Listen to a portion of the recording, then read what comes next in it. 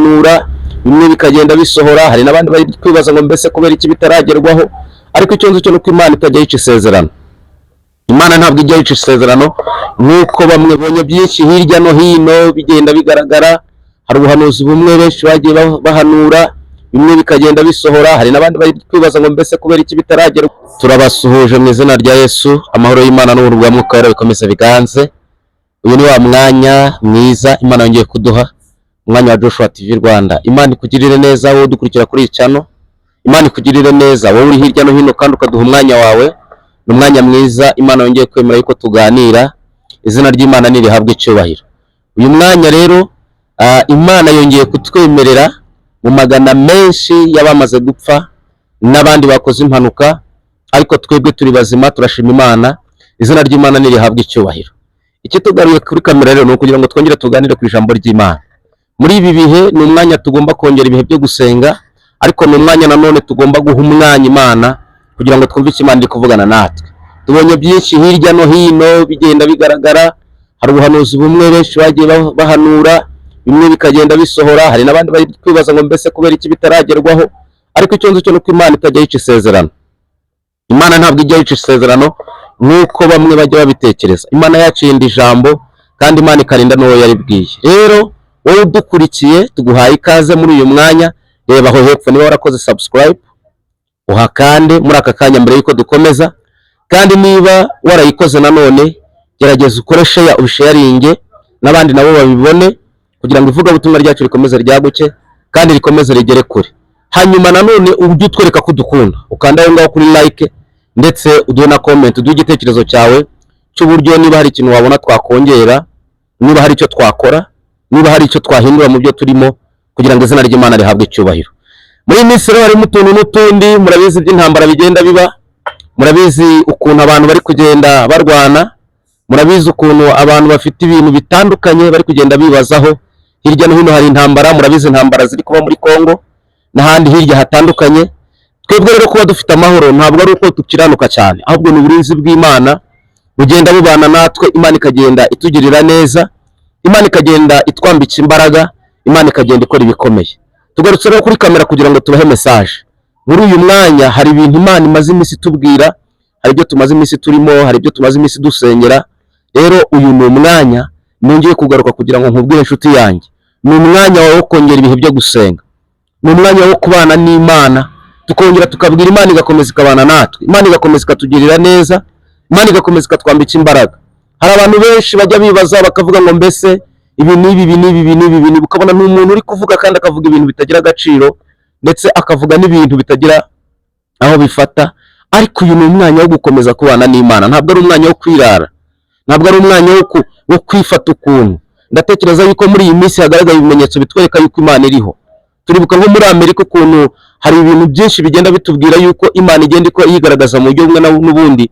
Murabizi uriya mujyi wa Los Angeles ukuntu wahiye, kandi wari umujyi iyo ugiye mu bahanga bakubwira ko ari umujyi wari wubatswe ku buryo budasanzwe. Ni umujyi bari barubatse kugeza n'ubwo ku mihanda bari barashizeho amakizimyamwoto, ku buryo n'igihe wabaga runaka ucanye nk'ikibiri turi ku muhanda wajyaga kubona ukabona kirazimye bitewe n'ikoranabuhanga runaka yari ryesitaye muri iyo mihanda. Ariko ibyo byose byarenzweho hejuru y'ubushobozi bwabo, hejuru y'imitekerereze yabo, kubwo kutubaha Imana no kutamenya yuko Imana ishobora byose. Murabizi mwagiye mubona imihango bagiye bajyamo, bamaze kuyigeramo ngo hagaragaramo gutuka Imana. Hagaragayemo gutuka Imana nibyo byatumye inkongi y'umuriro iza. Ubu tuvugana y'amazu yarageretse inshuro n'inshuro, ibihe n'ibihe, ibihumbi n'ibihumbi, ubu ngubu bari hasi.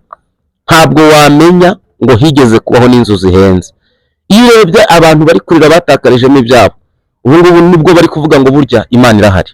Rero wowe nkurikiye, ndakwifuriza kugira ngo ubwenge bwawe bukomeze bubane n'Imana, Imana ikomeze kukugirira neza, Imana ikomeze kutwambika imbaraga.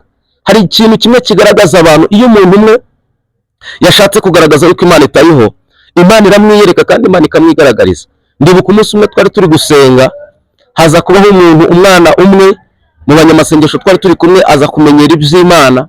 Amaze kumenyera iby'Imana akajya asenga, ariko agasenga adafashije, atari mu muhamagaro neza.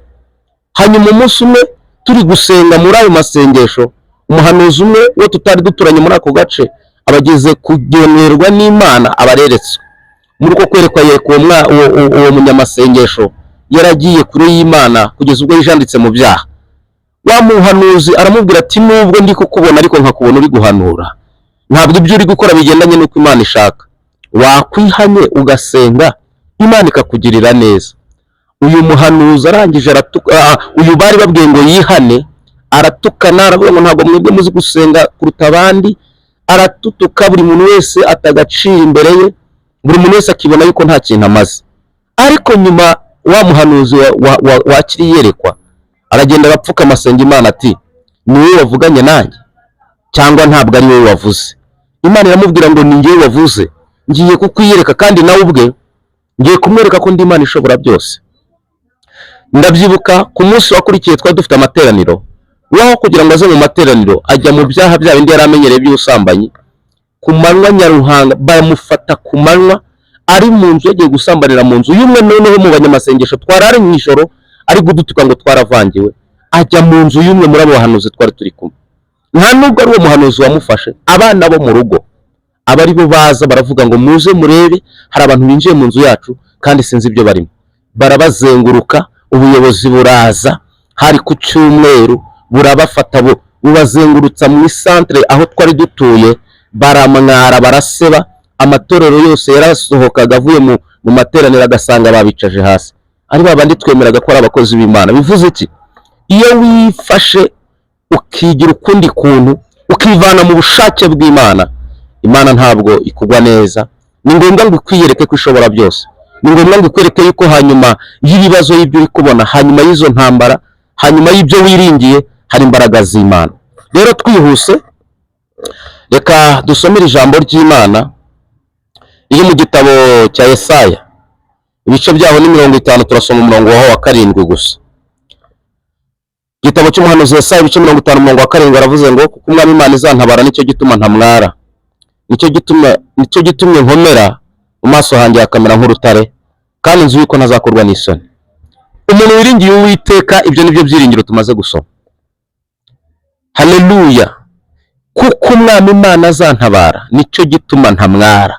Ni iki wowe wishimikirije?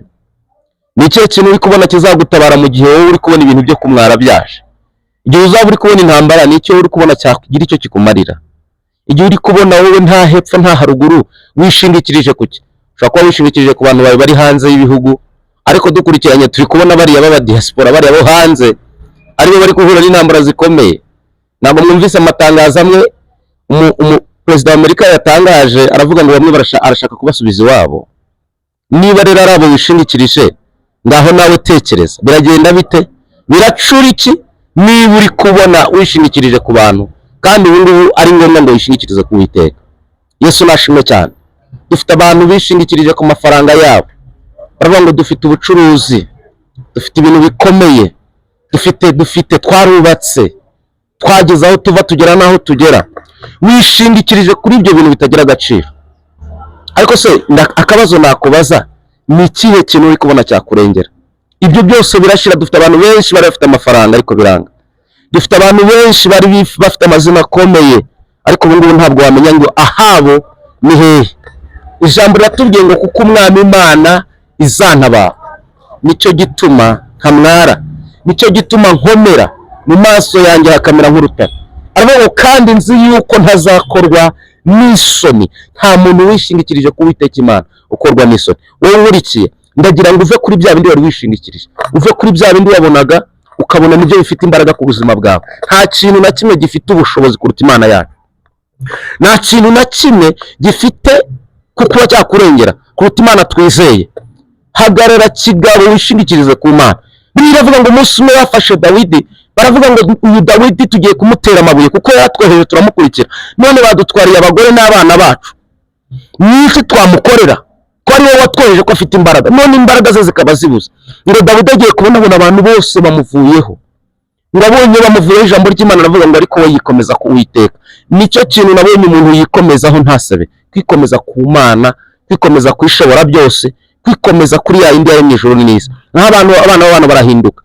Murindi niko yavuze ngo abiringira abantu ngo barabahemukira, ngo ndetse babahanga amaso ngo bakabakoza isoni. Ngo ariko iyo twiringiye ntabwo igihemuka. kandi ntabwo igikoze isoni. Yesu nashimwe cyane. Ndagira ngo muri uyu mwanya wongere utekereze urebye wishingikirije. Hari amayerekwa menshi mu minsi ishize, mu gihe gitambutse mperutse kubona iyerekwa, kandi iri yerekwa urasanga ririmo rirankurura kugira ngo tugire umwanya wo gusenga, tubane n'Imana, twongere urukundo muri twe, twongere imbaraga z'amasengesho muri twe. Reba kwa kundi wahamagaye n'ibyo wakoraga, reba bya bindi wari warishingikirije, reba kwa kundi wari warinjiye muri uyu murimo, ariko ubu ngubu byose wabitesheje agaciro, ubu ngubu uri mu bindi bintu tutamenya.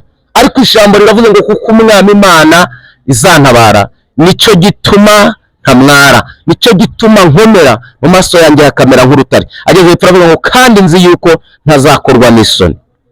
Wowe udukurikiye uri muri iki gihugu, wowe uri hanze yacyo, ndagira ngo wongere wambare imbaraga, wumve gukora kw'Imana, wumve ko bya bindi Imana yavuganye nawe, Imana yiteguye kukugirira neza, Imana yiteguye kukurengera, Imana yiteguye gukora ibidasanzwe. Ndimo ndumva imbaraga z'Umwuka Wera ziza zigusanga aho ngaho wari uri. Birashoboka ko wari uryamye, imbaraga zikiza zigiye kukubaho. Birashoboka ko wari umeze nabi, wari uri mu bukene, Imana igiye kuza kuguha akazi, igiye kuza kugushumbusha. Ariko se ni ibihe wishingikirije? Mbere yuko wabwira Imana ugahanga amaso kuri ubwo butunzi, ni iki wishingikirijeho? Wishingikirije kuri yo cyangwa wishingikirije ku bana b'abantu?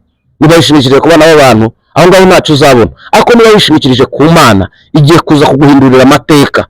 Bibiliya iravuga ngo Abayuda bandika inzandiko zo kwica, ngo abantu ngo bandika inzandiko ngo zo kwica Abayuda, ngo ariko Imana yo mu ijuru birazira bihindura inzandiko zari zandikiwe kwica Abayuda, ngo ziragenda zica abandi bari bazanditse.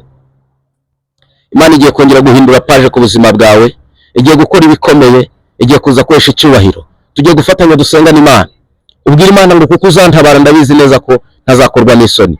Ubwire ngo nzi yuko mu maso hanjye hakomeye nk'urutare, kuko ari wowe nishingikirijeho, mu izina rya Yesu Kristo. Tugiye kubana muri uyu mwanya wo gusenga, ubwira Imana ngo ndabizi yuko ari wowe uhindura amateka, ndabizi neza ko ari wowe uvuga bikaba, wategeka bigakomera, ndabizi kuri mutabura uko abigenza. Reka dufatanye dusengana Imana.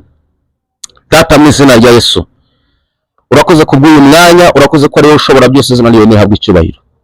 Turagushimiye kubw'aya masaha, tugushimiye kubw'uyu mwanya uduhaye, turagushimiye kubw'iki kiganiro, turagushimiye kubwa buri muntu wese ugiye kugikurikira. Izina ryawe nirishimwe kandi rihabwe icyubahiro. Mana, ndagushimiye ko wongeye kuduha umwanya mwiza wo kubana nawe, tukaba tugeze imbere yawe, tukaba twongeye kuvuga ku magambo yawe meza kandi afite ubugingo. Reka aya magambo agire ububasha nk'ubwo yagize muri Efeso, kugira ngo ubwiza bwawe bukomeze buganze. Ngakomeze ukora ibikomeye kandi ukomeze uturwanirire, ukomeze utubere inkomezi. Uyu muntu wari udukurikiye aho ari hose, reka abone ukuboko kwawe kandi abone neza yawe. Urakoze ko rero ugiye kubikora kandi ugiye kubikorera kwiyubahisha. Urakoze ko rero ugiye kwitamurura. Reka byose bibe uko ushaka bitari kuko dushaka. Ni mu izina rya Yesu tubisenze, urakoze. Amen.